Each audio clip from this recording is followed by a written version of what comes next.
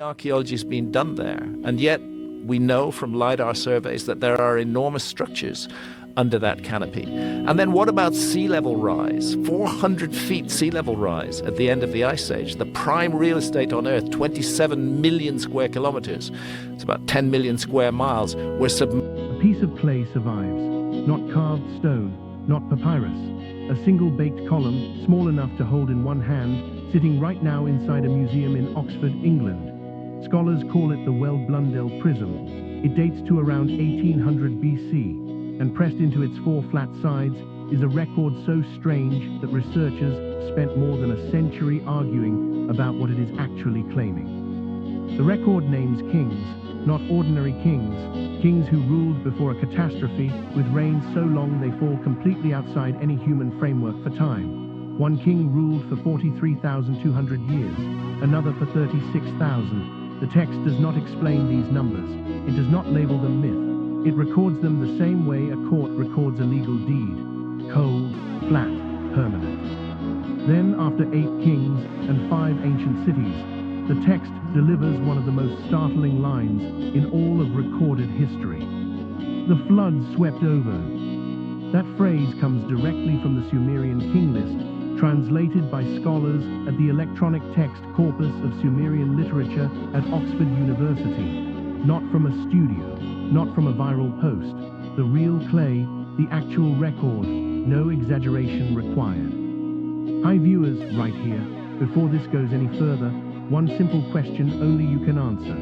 If one of humanity's oldest surviving records describes a structured world that ended in a flood, does that change anything about how you see the world we are living in today? Drop your honest answer in the comments below. Because the popular version of this story has been stretched far from what the clay actually says, online posts claim this tablet proves 7 destroyed civilizations. That number does not appear on the prism, not once. What the real text records is already harder to face than any invented version. It describes a world before the flood. A world with cities, kings, and recorded authority. A world the ancient writer reduced to one cold line with no explanation attached to it. But the record does not end there. After the flood, something returned. And what returned changes everything about what this clay document is actually claiming. When kingship descended from heaven, that is not a poet's phrase or a priest's prayer. That is the actual opening of the Sumerian king list. The first line of one of the oldest administrative records ever found in the ancient Near East begins with that claim. Kingship descended from heaven, and it landed in a city. That city was Eridu. It is not a legend. Archaeologists have excavated it in what is now southern Iraq. The site contains one of the oldest temple structures ever uncovered anywhere on Earth, dating to around 5400 BC. The ancient Sumerians called Eridu the first city ever built. They recorded that belief across multiple texts over many centuries. Modern archaeology has confirmed it is among the earliest urban settlements ever identified in human history, which makes that ancient claim far harder to dismiss than most people are willing to accept. But the king list does not stay in Eridu. Authority moved. It passed from city to city the way a legal title passes from one holder to the next. From Eridu to Bad Tabira, then Larak, then Sippar, then Shurapak, 5 cities, 8 kings, each one holding the authority of heaven for a span of time the modern mind cannot measure in ordinary years. The first king in Eridu, Alulim, ruled for 28,800 years. Alauja, the second king, ruled for 36,000. These numbers are preserved exactly as carved into the original clay. Scholars have proposed astronomical cycles, symbolic royal totals, and theological statements about the divine nature of early kingship. None of those explanations has fully closed the question, and no serious scholar has dismissed the document. The civilization that produced it was real and highly organized. Its administrative records have been found across dozens of excavated sites throughout ancient Mesopotamia. The Bible carries the same principle in a completely different language. Daniel 2:21 states that it is God who changes times and seasons, who removes kings and sets up kings. The Sumerians, writing with no knowledge of the Hebrew scriptures, appear to have believed the exact same thing about authority. Power over civilization is not a human achievement. It is given, and what is given can be taken away. The cities that once held that authority are dust now. The record that preserved their names still exists. And it holds one more detail about those cities, that the flood did not wash clean. 8 kings, 5 cities, 1 flood. That is the total of the pre-flood world as the Sumerian king list records it. And the document does not give those cities vague, symbolic names. It gives real names, names that archaeologists have matched to real places in the ground. It was 1,200 years of hell on earth, between roughly 12,800 and 11,600 years ago. Wow. And that is not taken into account by mainstream historians and archaeologists. Something that really changed the world needs to be taken into account if we're... Eridu, Bad Tabira, Larak, Sippar, Shuruppak. These places existed. Their ruins sit in what is now southern Iraq. Shuruppak in particular has been excavated multiple times. The site known today as Tel Farah has revealed occupation layers dating back to at least 2600 BC. But the king list places rulers there long before any date archaeology can currently verify. That gap between the written record and the physical evidence does not close itself. It simply sits there, open and unresolved. The ETCSL translation at Oxford preserves the critical transition exactly as the ancient scribe carved it. After the last pre-flood king of Shuruppak, the record announces the boundary without ceremony. The flood swept over.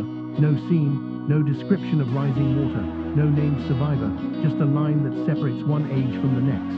The ancient writer treated it the way a judge delivers a final ruling. The statement stands, the world moves on. That line is the structural center of everything this document is claiming. Before the flood, the king list describes authority descending from heaven and passing between cities across spans measured in thousands of years. After the flood, the reigns shorten. The first post-flood kings still live for centuries in the early sections, but the numbers keep falling. Each generation rules for less time than the one before it. The numbers move towards something that begins to look like ordinary human life. The world after the flood was running under different conditions than the world before it. Genesis 6, 4 places a precise detail inside that same window of time. It says there were giants in the earth in those days, and also after that. That phrase, and also after that, has occupied biblical scholarship for centuries. It signals that whatever existed in the pre-flood world did not fully disappear when the water came. Something crossed the boundary. Something survived the replacement of one age with another. The Sumerian king list reaches the same place without those exact words. After the flood, it records the return of kingship. New cities, new kings, authority descending from heaven again into a rebuilt world. The pattern continues past the flood line without breaking. But something in that continuation had permanently changed. The pre-flood world measured kingship in tens of thousands of years. The post-flood world measured it in hundreds. Whatever the conditions were that sustained those impossible reigns, the flood ended them completely.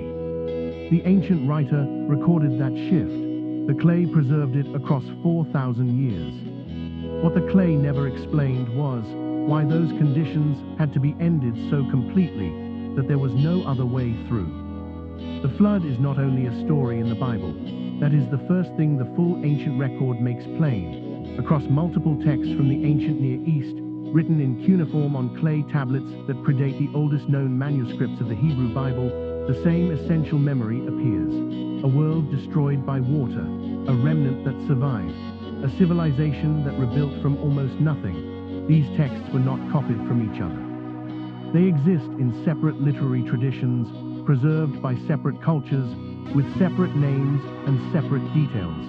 And they all point to the same event as the dividing line of human history.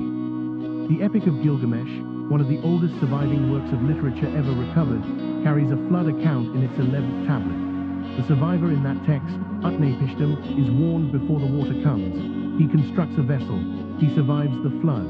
He releases birds to test for dry land. These structural details share enough overlap with the Genesis account that scholars have studied the relationship between them for over 150 years. But then suddenly out of the blue, and we've got an episode on this in the series, comes Göbekli Tepe in Turkey, which is 11,600 years old. It's 5,000 years old than the supposed oldest megalithic structures, and it's a fucking enormous megalithic structure, probably the biggest megalithic structure on Earth, because... The Atrahasis epic, another ancient Mesopotamian text, reaches further back and gives the moral conditions that led to the flood. The world had become too loud, too violent. The fabric of created order had been pressed past any point of repair. These are not decorations added to make a good story. They are evidence of something multiple ancient cultures agreed on without consulting each other. The world before the flood was fundamentally different from the world after it. The flood was not a natural accident. It was a judgment on a condition that had become irreversible. Genesis 6:11 states that condition in plain language. The earth was corrupt before God, and the earth was filled with violence. That is not a description of one bad king or one failed government. It is a diagnosis of an entire civilization at every level. The corruption had gone all the way through. The Sumerian king list records the result of the reset in its numbers. Before the flood, kings ruled for 28,800, 36,000, and 43,200 years. After the flood, the first post-flood king at the city of Kish ruled for 1,200 years. The next king ruled for 960, then 900, then 840. The numbers keep falling, each generation shorter than the one before it. Whatever had been sustaining life across those impossible pre-flood spans was no longer present in the world. The flood had removed it. But the Sumerian king list does not treat the flood as the end of civilization. It treats it as a transition point. Kingship returned, cities rose again, records were kept, life continued.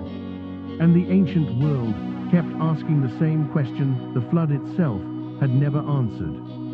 What exactly had the water been sent to erase? Genesis 6:4 is one of the most studied and most argued over passages in the entire Bible.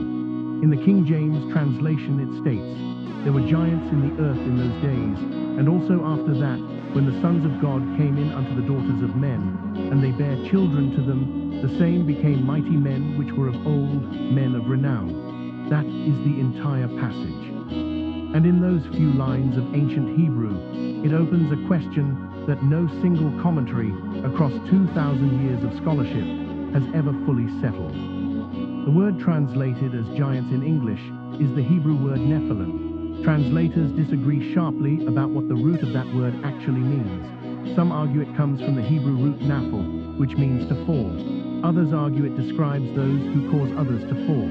The ancient Greek translation of the Hebrew scriptures, called the Septuagint, renders the word as giants, which is where the English tradition picked it up. What nearly every reading agrees on is this: the Nephilim were not ordinary people. They were the product of a crossing between two categories of being that were not meant to cross.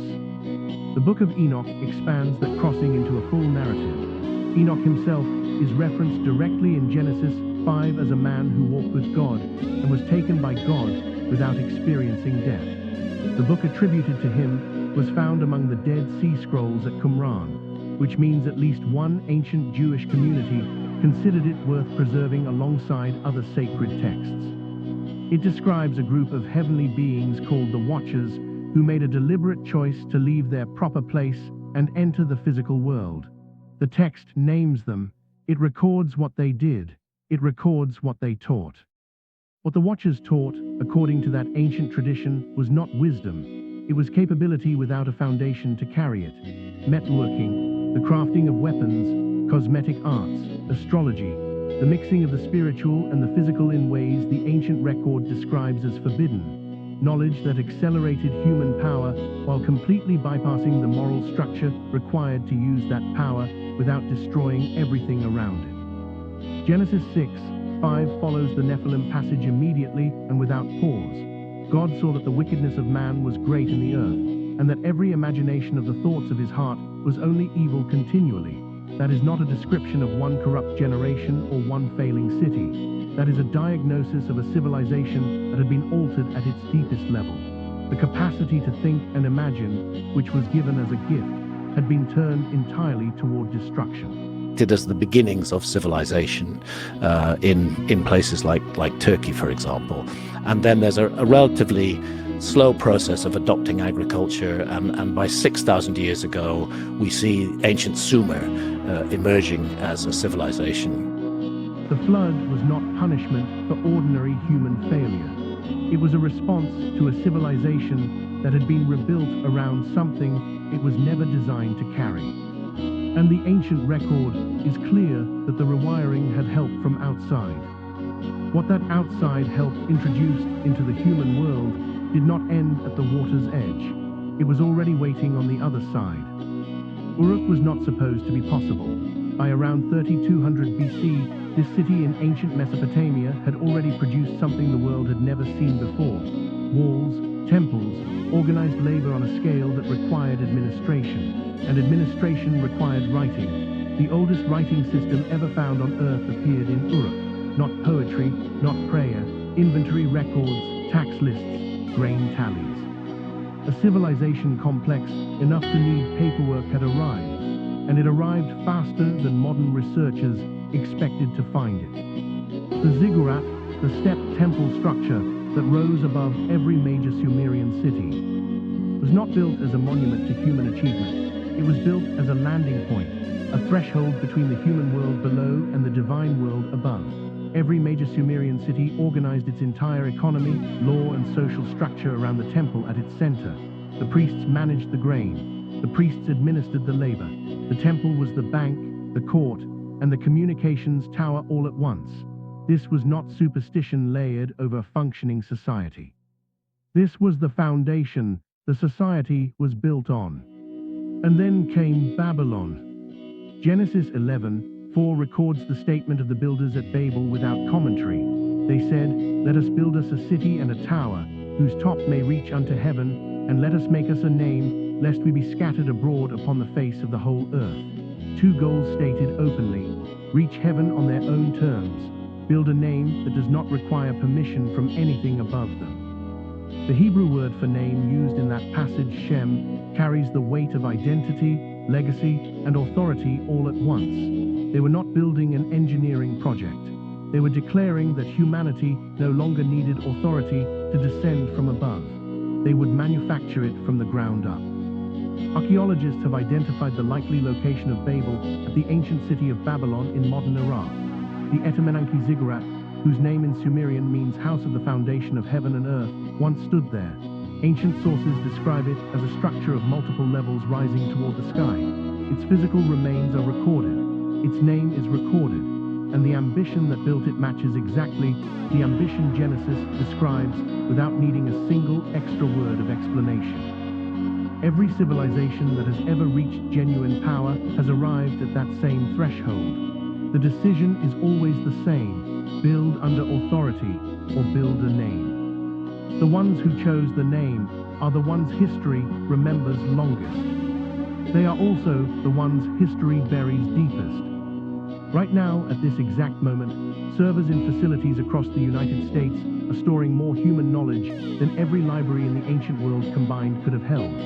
Financial systems process millions of transactions every second without a single human hand touching them. Governments track, record, and archive the movements of populations at a scale no ancient king ever dreamed of. Modern civilization does not feel fragile, it feels permanent. That feeling is the oldest trap humanity has ever walked into. The Sumerians felt it too. They had cities, they had writing, they had law codes, they had trade networks stretching hundreds of miles. They had professional armies and priestly hierarchies and agricultural systems that fed enormous populations. The average Sumerian living in Uruk around 3000 BC had more institutional structure surrounding their daily life than most people in human history ever experienced. They were not primitive, they were organized. They trusted their systems completely. Ecclesiastes 1:9 does not comfort that trust, it dismantles it. The thing that hath been, it is that which shall be. What is done is what will be done. There is no new thing under the sun. That statement was not written as a philosophical musing. It was written as a warning from a man who had tested the limits of human achievement more thoroughly than almost anyone in recorded history, and found the same wall at the end of every road. The ancients left clay behind. The Ice Age. There were rivers in it, there were lakes in it, it was fertile, it was possibly densely populated, and there was a lot of rain. There's not no rain in Giza today, but there's relatively little rain. The clay survived the empires that made it. Every archive the modern world keeps is stored on systems that require electricity, maintenance, international supply chains, and institutional stability to remain readable. If any part of that chain breaks, the record disappears. The clay from Mesopotamia survived 4,000 years without electricity, without servers, without a maintenance contract. The difference between ancient civilization and modern civilization is not structural strength. It is speed. The modern version moves faster, builds faster, spreads faster. And when systems moving at that speed begin to fracture, they fracture faster than any response can reach them. The Sumerian king list records a world that had more time than we do. It still ran out. The question is not whether our systems are strong enough to last forever. The question is what we are leaving behind that will still be readable when they are gone. Here is what the Weld-Blundell prism does not say.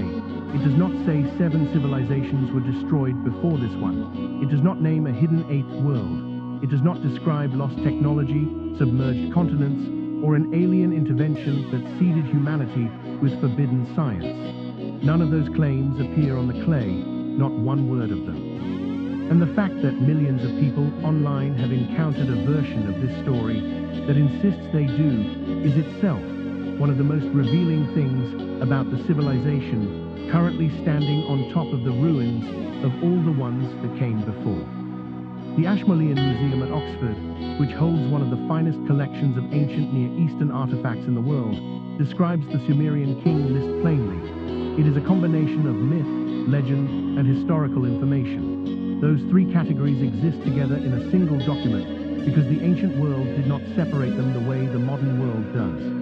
Sacred history, political record, and cosmic narrative were not 3 different shelves. They were one account of one reality, written on clay, pressed by human hands, baked in a fire, and passed across 4,000 years to land in a glass case in England, while the internet argues about what it actually says. The real text is harder to face than the fake version. A fake tablet that proves 7 destroyed civilizations can be dismissed. It is just another internet story, but a real clay document that records a pre-flood world with kings, cities, and divine authority, followed by a single phrase announcing total destruction, followed by the return of that same pattern all over again that cannot be dismissed. That is a historical and theological argument pressed permanently into physical form by a civilization that watched its world end and chose to write it down instead of pretending it had not happened. Ecclesiastes 1, 9 lives in the gap between the fake story and the real one. The fake story is exciting because it suggests we are special. The real story is unsettling because it suggests we are repeating something. The writer of Ecclesiastes tested wealth, pleasure, knowledge, labor, and legacy, and arrived at the same conclusion every time: vanity, a chasing after wind. Not because life has no meaning, but because any meaning built entirely on human achievement is already decaying before it finishes being built. The tablet does not point to the past. That is the actual twist. It points directly at whoever is standing in front of it right now. Here is the question the clay has been waiting 4,000 years for someone to ask out loud. What does a civilization look like in the final stage before the record stops? The Sumerian king list does not describe chaos at the end of the pre-flood era. It describes order, cities functioning, kings ruling, authority passing from one holder to the next according to an established structure. The ancient world before the flood was not falling apart visibly from the outside. It was rotting from the inside, and it kept the appearance of structure right up until the water came. Genesis 6:5 does not say the pre-flood world looked destroyed. It says that every imagination of the thoughts of the human heart was only evil continually. imagination. That specific word matters. The corruption was not in the weapons or the walls. It was in the thoughts behind the decisions that produced the weapons and the walls. The civilization had turned its entire capacity for creativity toward destruction, and it had done it so thoroughly and so consistently that no correction from inside the system was any longer possible. The Book of Enoch, found among the Dead Sea Scrolls at Qumran, names the specific mechanism. The Watchers brought knowledge into the human world that the human world was not spiritually equipped to carry. Metal weapons, glamour and cosmetic deception, astrological systems for reading hidden power. These were not simple innovations. They were tools that concentrated power in the hands of those willing to use them without restraint, while everyone else was left with no defense and no framework to understand what had been unleashed among them. The society did not fall. It was overwritten from within by a force that answered to nothing above it.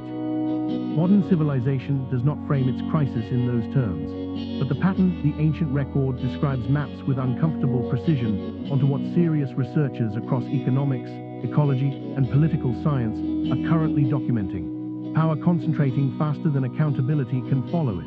Technology accelerating faster than the wisdom required to govern it. Communication systems spreading at a speed that outpaces the ability to verify what is being communicated. Knowledge flooding into systems that were not built to carry it without moral structure underneath.